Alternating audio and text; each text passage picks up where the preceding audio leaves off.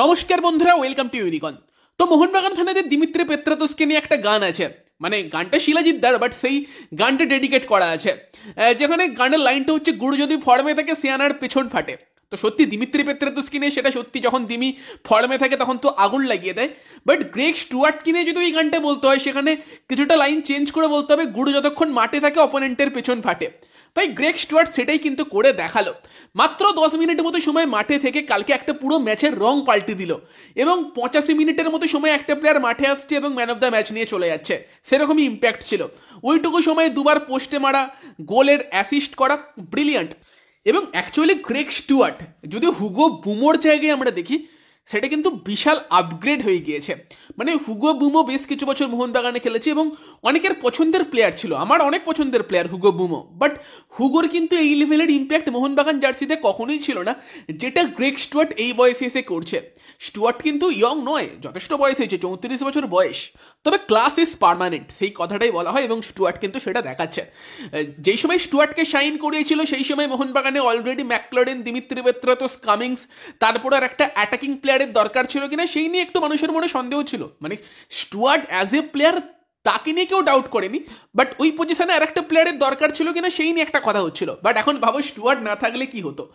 তো brilliant Greg Stewart. এবং এই গ্রেগ স্টুয়ার্টকে ওয়েন কোহলি এনেছিল জামশেদপুর এফসিতে, তারপর সে দুবার লিগ শিল্ড জিতিয়েছে, একবার জামশেদপুরকে, একবার মুম্বাইকে। এবং সেই ওয়েন কোয়েলের দলের বিরুদ্ধেই সেই তার পুরনো ছাত্র যখন এসে একদম তাকে হারিয়ে দিয়ে চলে গেল, ওয়েন কোয়েলের মাথাটাও লাস্টের দিকে ভীষণ গরম হয়ে গেছিল। মানে একটা সিলি বিষয় নিয়ে যেরকম রিয়্যাক্ট করছিল, মানে মলিনা নিজের কোচিং স্টাফের সঙ্গে কথা বলছিল, একদম লাস্ট মোমেন্টে আলবার্তো রড্রিগেজের হলুদ কার্ড দেখা, সেটা নিয়ে হয়তো কথা বলছিল। এবং সেই সময় ওয়েন কোয়েল হাত মেলাতে এসে মলিনাকে না পেয়ে যেরকম রিয়্যাক্ট করলো, মলিনা তারপর গেল। মানে মলিনা কিন্তু সত্যি ভদ্রলোক, গিয়ে মানে হাত জোর করে ক্ষমা চাইছে, তাকে বোঝানোর চেষ্টা করছে, দেখি ওয়েন কোয়েল রিয়্যাক্ট করেই যাচ্ছে। এবং সেটাই হয়তো মাথাটা তার এতই গরম ছিল পরপর দুটো ম্যাচ হেরে হয়েছে, সেটা ঠিক আছে। বাট ওয়েন কোয়েলকে অ্যাজ এ কোচ আমি যথেষ্ট রেসপেক্ট করি। বাট মলিনা কিন্তু মানে কতটা ভদ্রলোক সেটার কিন্তু পরিচয় দিল। এবং সেখানে দাঁড়িয়ে এই ভিডিওতে আমি যাকে নিয়ে মেনলি কথা বলবো, প্রথমে রেফারিকে নিয়ে কথা বলা যাক। তো রেফারিং নিয়ে কালকে আমি কথা বলেছি যে অতিরিক্ত মানে চেন্নাইন এফসির দিকে রেফারিং হয়েছে, যেখানে মোহনবাগান প্লেয়াররা হালকা ফাউল করলে হলুদ কার্ড দিয়েছে, এবং উল্টো দিকে চেন্নাই সেই টাইপের ফাউল করেও ছাড় পেয়ে গিয়েছে। তবে সেখানে একটা হ্যান্ডবল নিয়ে কথা হচ্ছে, যে আলবার্তো রড্রিগেজের হাতে বল লেগেছিল, সেটা কি পেনাল্টি হয় না? তো যদি সেই হ্যান্ডবলটার কথা বলো, আমি উল্টো দিকে আরেকটা হ্যান্ডবলের কথাও বলবো, যেটাও কিন্তু উল্টো দিকে বিকাশ ইউম নামের হাতে সেম বল লেগেছিল, যেখান থেকে মোহনবাগান কর্নার পায়। তো দুবারই হাতে বল লেগেছে, কিন্তু অ্যাকচুয়ালি রেফারি ওখানে কিন্তু সঠিক সিদ্ধান্ত দিয়েছে। এখন যেটা নিয়ম হয়ে গিয়েছে, হাত ন্যাচারাল পজিশনে থাকলে, মানে হাত যদি তোমার যেখানে রাখার দরকার, হাতটা তো আর কেটে ফেলতে পারবে না ওই জায়গা থেকে। হ্যাঁ, আগে যেটা হতো যে হাত অনেক সময় পেছনে রেখে ডিফেন্ডাররা ডিফেন্ড করতো, বাট এখন হাত ন্যাচারাল পজিশনে থাকলে যদি সেই সময় হাতে বল লাগে, সেটা কিন্তু পেনাল্টি দেওয়া হচ্ছে না। এবারের আইএসএল এ অনেকবারই হয়েছে, হাত ন্যাচারাল পজিশনে থাকলে হাতে বল লেগেছে, রেফারি পেনাল্টি দেয়নি। এবং দুটো ক্ষেত্রে, আলবার্তোর ক্ষেত্রে, উল্টো দিকে বিকাশ ইউমনামের ক্ষেত্রেও হাত ন্যাচারাল পজিশনে ছিল, তো ওখানে রেফারি সঠিক সিদ্ধান্ত দিয়েছে। বাট হলুদ কার্ডগুলো একটু বেশিই দেখিয়ে ফেলেছে, এবং লাস্টের দিকে আলবার্তোকে অ্যাকচুয়ালি হলুদ কার্ড হয়। আলবার্তো মাঝমাঠি গিয়ে যেরকম চ্যালেঞ্জ করে এলো, তবে যেহেতু তারপর ম্যাচটা কন্টিনিউ হচ্ছিল, হয়তো হরিশকুন্ডু ইগনোর করে যেতে পারতো। বাট আলবার্তোকে হলুদ কার্ড দেখে মোহনবাগানকে আরও চাপে ফেলে দিল। পরের ম্যাচে না সুবাসিস আছে, না আলবার্তো আছে, ডিফেন্স একটু চাপে পড়তে পারে, কিরকম দল হতে পারে সেই নিয়ে পরে একটা ভিডিওতে আলোচনা করা যেতে পারে।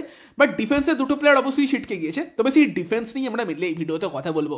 মোহনবাগানের ডিফেন্স সব থেকে খারাপ, জঘন্য ডিফেন্স। মোহনবাগানের অ্যাটাকের প্লেয়াররা 4টে গোল করলে ডিফেন্স 6টা গোল খাবে, এটা কিন্তু কথা হচ্ছিল মরসুমের শুরুতে, যেটা আমরা ডুরান্ট কাপে দেখেছি, মরসুমের শুরুর দিকে কিছু ম্যাচে দেখেছি। তবে ব্যাঙ্গালোর এফসির এগেনস্টে একটা 3-0 হার, তারপর মলিনা বুঝতে পারলো যে না, টিমের ডিফেন্সকে আমাকে স্ট্রং করতে হবে।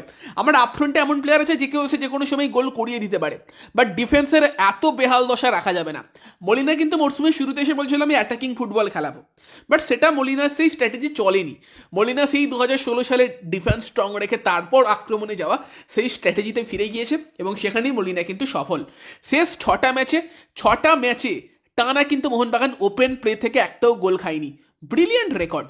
একটা গোল খেয়েছে, সেটা আশিস রায়ের ভুল ছিল, ওই ব্যাক পাস করেছে, যেটা কিন্তু তোমার ওই মানে হুগো বুমো গোল করে ইনডাইরেক্ট ফ্রি কিক থেকে বক্সের মধ্যে, ওখানে বিশেষ কিছু করার ছিল না। বাকি 5টা ম্যাচে মোহনবাগানের ক্লিন সিট। এবার অবভিয়াসলি বিশাল কায়েতেরও ভূমিকা আছে, সেও বেশ কিছু ম্যাচে বেশ কিছু ভালো ভালো শেপ করেছে, বাট সেটা বিশাল কায়েত সবসময় করছে। কিন্তু আলবার্তো, টম আলড্রেট, সুভাশিস বোস এবং দেন আশিস রায়, আগের দিন দীপেন্দু ছিল, আজকে মানে প্রথম হাফটা দীপেন্দু খেলেছে, সেই কম্বিনেশনটা কিন্তু ডিফেন্সে খুব ভালো চলেছে। বিশেষ করে টম আলড্রেট, তাকে নিয়ে আমার একটু মরসুমের শুরুতে প্রশ্ন ছিল। আলবার্তো রড্রিগেজ যেরকম ফর্ম নিয়ে আসছিল তাকে নিয়ে শিওর ছিলাম যে এই প্লেয়ারটা দুর্দান্ত খেলতে চলেছে, বাট টম আলড্রেট একটু শুরুর দিকে তাকে নিয়ে প্রশ্ন ছিল। বাট যখন থেকে আলবার্তো আর টম একসাথে খেলেছে তখন কিন্তু সেই দুজনের কম্বিনেশনটা অনেক অনেক বেটার লেগেছে। আলবার্তোর মতো একটা এক্সপিরিয়েন্স ডিফেন্ডারকে পাশে পেয়ে টম নিজেও হয়তো অনেকটা কনফিডেন্সের সঙ্গে ডিফেন্স করেছে। এবং এই যে 6টা ম্যাচে মোহনবাগান একটাও মানে ওপেন প্লে থেকে গোল খায়নি, টমের বিশাল বড় কৃতিত্ব আছে। মানে বেশিরভাগ ম্যাচেই তুমি যদি ভাবো, মোহামেডান ম্যাচে ফ্র্যাঙ্কা, হায়দ্রাবাদ ম্যাচে পৌলিস্তা, উড়িষ্যা ম্যাচে কখনো রয় কৃষ্ণ বা কখনো দিয়াগো মরিশিও, জামশেদপুর ম্যাচে শিবেরিও, বা কালকে তোমার চেন্নাইয়ের ম্যাচে উইলমার জর্ডন গিল, প্রত্যেকটা স্ট্রাইকার কিন্তু মেনলি টমের জায়গাটাই অ্যাটাক করতে গিয়েছে এবং টম কিন্তু তাদেরকে ব্রিলিয়ান্ট সামলেছে। কিছু কিছু সময় ফিজিক্যাল খেলেছে, কিছু কিছু সময় ফাউল করার দরকার হয়েছে করেছে, বাট টম আলড্রেড মানে শেষ কিছু ম্যাচে অপোনেন্ট স্ট্রাইকারদের দারুণভাবে সামলেছে। আলবার্তোর দিক দিয়ে বেশিরভাগ স্ট্রাইকার যাচ্ছে না, আলবার্তোর বডিটা দেখি হয়তো, বাট টম ব্রিলিয়ান্ট। টম কিন্তু অপোনেন্ট স্ট্রাইকারদের পুরো মার্ক করে রেখেছে রীতিমতো। টম আলড্রেড অসাধারণ এবং আলবার্তো রড্রিগেজ সেও বাকি কাজটা করেছে। যখন তোমার এরিয়াল বলে গেছে, বেশিরভাগ ক্ষেত্রে আলবার্তো ভালো মানে শেপ করেছে সেখানে এরিয়াল বলে। কালকেও ভাবো না, 2-3টে খুব সুন্দর ব্লক করেছে, ক্লিয়ারেন্স করেছে।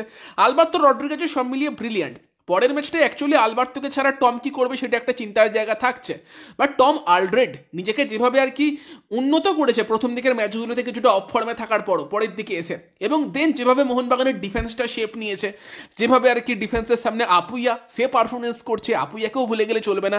ডিফেন্সের সামনে কিন্তু যত অ্যাটাক আসছে সব অ্যাটাকগুলো আপুইয়া কিন্তু ডিল করে বেশিরভাগ ক্ষেত্রে। উড়িষ্যা ম্যাচে মনে পড়ছে ব্রিলিয়ান্ট পারফরমেন্স আপুইয়া কিন্তু মিডফিল্ডে দিয়েছিল, এবং তার সঙ্গে অবভিয়াসলি যখন দরকার পড়েছে বিশাল কায়েত। তো সব মিলিয়ে কিন্তু মোহনবাগানের ডিফেন্স অনবদ্য, এবং এই জায়গাতে আমাদেরকে মলিনাকে ক্রেডিট দিতেই হবে। যেই ডিফেন্সকে মরসুমের শুরুতে বলা হচ্ছিল জঘন্য ডিফেন্স, আর সেই ডিফেন্সটা কি এই সময়ে দাঁড়িয়ে বলা হচ্ছে সুপার সলিড ডিফেন্স। তো obviously full credit to Jose Francisco Molina এই ডিফেন্সের পরিবর্তনের জন্য। তো সেখানে কিন্তু ডেফিনেটলি মোহনবাগান ডিফেন্স কিন্তু এখন মোহনবাগানের সব থেকে বড় শক্তি। নেক্সট ম্যাচে হয়তো নয়, যখন আলবার্তোর মতো প্লেয়ার বা সুভাশিস বোসের মতো একজন লিডার সেই ডিফেন্সে থাকছে না, দেখা যাক সেখানে মোহনবাগান ক্লিন সিটটা রাখতে পারি কিনা। বিশাল বড় চ্যালেঞ্জ হতে চলেছে সেটা। বাট অবভিয়াসলি এই সময় দাঁড়িয়ে মোহনবাগানের যদি কিছু শক্তি হয়ে থাকে সেটা মোহনবাগানের ডিফেন্স। মোহনবাগান গোল খাচ্ছে না, সেই কারণেই পরের দিকে এসে একটা গোল করলেও মোহনবাগান জিতে যাচ্ছে। তো মোহনবাগান ডিফেন্সকে স্যালিউট কিন্তু দিতেই হবে। বাকি তো গ্রেগ স্টুয়ার্ট আছেই ভাই, গ্রেগ স্টুয়ার্ট ফিরছে আবার, এবং স্টুয়ার্ট কি করতে পারে সেটা দেখালো। জেসন কামিংস সেও গোল করেছে। জেমি ম্যাকক্লারেনের ফর্মটা একটু চিন্তার জায়গা, বাট ম্যাকক্লারেন সেরকম সার্ভিসও পাচ্ছে না। ম্যাকক্লারেন যে টাইপের স্ট্রাইকার তাকে হয়তো সার্ভিস দিলে সে বেটার করবে, সেখানে স্টুয়ার্ট থাকলে হয়তো ম্যাকক্লারেন বেশি ভালো চলবে, সেটা দেখা যাক। বাট ম্যাকক্লারেনের শেষ কিছু ম্যাচের 3-4টে ম্যাচের ফর্ম কিন্তু বেশ কনসার্নিং। যদিও আগের ম্যাচেই গোল করেছে, বাট হয়তো সাপ্লাইটা ম্যাকক্লারেন সেভাবে পাচ্ছে না। দিমিত্রি পেত্রা তো সেভাবে সাপ্লাই ম্যাকক্লারেনকে দিতে পারেনি। মেবি স্টুয়ার্ট স্টার্ট করলে হয়তো ম্যাকক্লারেনকে আমরা আবার নিজের ছন্দে দেখতে পেতে পারি। ম্যাকক্লারেন মেনলি অপোনেন্টের ডিফেন্ডারদের টেনে রাখে এবং বাকি প্লেয়ারদের জন্য সেটা সুযোগ তৈরি করে অবশ্যই। বাট দেখা যাক, হোপফুলি ম্যাকক্লারেনও খুব তাড়াতাড়ি আবার নিজের চেনা ছন্দে ফিরবে। বাকি তোমাদের বক্তব্য জানিও মোহনবাগানের ডিফেন্স নিয়ে, জেমি ম্যাকক্লারেনকে নিয়ে, ক্রেগ স্টুয়ার্টকে নিয়ে, রেফারিং নিয়ে তোমাদের বক্তব্য জানিও। ভিডিওটা ভালো লাগলে ভিডিওটাকে লাইক করে দিও, শেয়ার করে দিও। আমাদের চ্যানেলে প্রথম বাড়লে আমাদের চ্যানেলটিকে সাবস্ক্রাইব করে তার পাশের বেল আইকনটাকে অন করে দিও। তো চলো গাইস, এই ভিডিওতে এই পর্যন্তই। Bye bye.